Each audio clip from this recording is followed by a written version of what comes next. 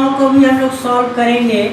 तो पहला नंबर हमको डी निकाल लेना है, फिर मूलों की प्रकृति बताना है। ठीक है, कि अब है क्या प्रकृति में पता नहीं, वास्तविक है कि अवास्तविक है कि बराबर वास्तविक मूल्य अब देखते हैं। ध्यान देना, इतना दिया हुआ है कि 3x² - 2x + 1/3 = 0। अब इसको तुम इसके नीचे एक है ना, एक है ना, तो इसको क्या करो ना कि एलसीएम ले लो। पहले 3 हो गया।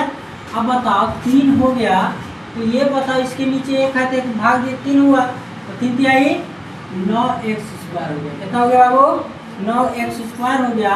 अब बताओ तो 3 दूनी 6x + 1 = 0। इसको करोगे तो 0 हो जाएगा। तो 9x² - 6x + 1 = 0। अब बता a बराबर कितना निकला? 9। b बराबर को बता पाओगे? 6।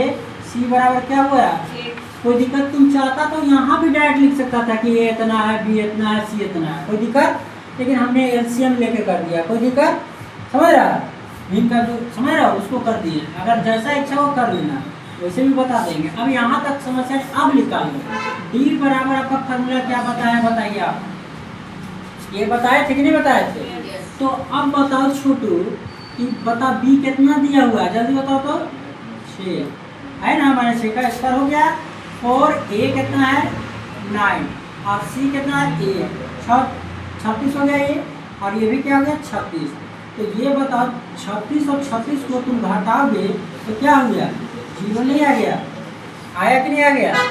तो तुमको क्या पता चला कि 0 जब आ जाता है तो बराबर वास्तविक मूल्य होता है कि नहीं होता है? होता है कि नहीं होता है जी? मतलब कहने का मतलब होता है कि b² - 4ac = 0 होता है। तो ये तो यहाँ लिखना होगा। इसलिए यह जो है क्या है? बराबर, बोलो बाबू, बराबर वास्तविक मूल्य, वास्तविक मूल्य है। तो अब आगे भी निकालना होगा, खाली अवास्तविक मूल्य की स्थिति में नहीं निकालना होगा। लेकिन अब आंसर निकलेगा, देखते रहना बाबू कैसे निकाल रहे। इधर अब आगे आ रहे हैं। अब छोटू जान गए कि इतना निकल गया। तो हमने तुमको बताया था फॉर्मूला कि x बराबर -b + -√d/2 है। ये बताए कि नहीं बताए? तो ध्यान देना छोटी, x के x। अब बताओ ये b है, b की जगह में कितना निकालें कोई बता पाओगे? -6 है ना बाबू, अब माइनस का हो जाएगा +6 डायरेक्ट। अब ध्यान देना d की जगह में क्या निकाले हैं? 0। आपको पता है कि नहीं है? d बराबर क्या निकाले हैं? 0।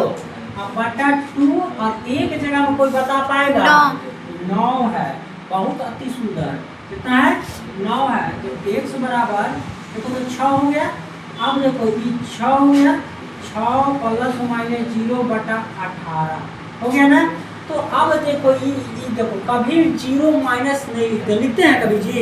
अब ध्यान देना कि ध्रुव हो जाएगा। एक बार यहाँ मूल जो होगा जब भी निकलेगा तो मूल कब निकलेगा? 2 निकलेगा। तो यहाँ ध्यान देना कि x बराबर हो गया तो 6/18 और फिर क्या हो जाएगा? 6/18। समझ रहे हो? अब इसको काट दिए 6 से, तो 6 × 6 = 18, 6 × 6 = 18 दिया। इसका मतलब हो गया कि 1/3 और 1/3। समझ रहे हो? यही जो है तुम्हारा क्या हो जाएगा? आंसर हो जाएगा। चलिए उतार लीजिए।